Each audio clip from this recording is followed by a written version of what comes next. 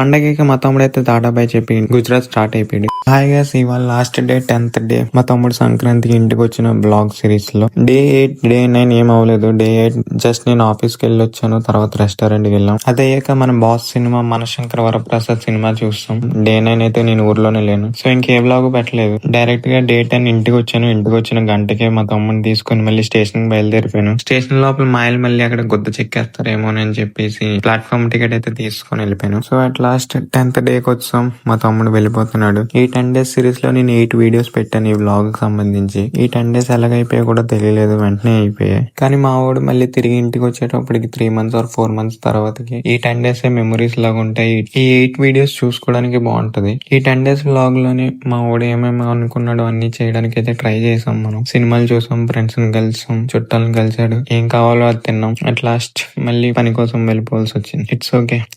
మళ్ళీ వచ్చినప్పుడు ఇలాంటి సిరీస్ తో కలుద్దాం. బాయ్.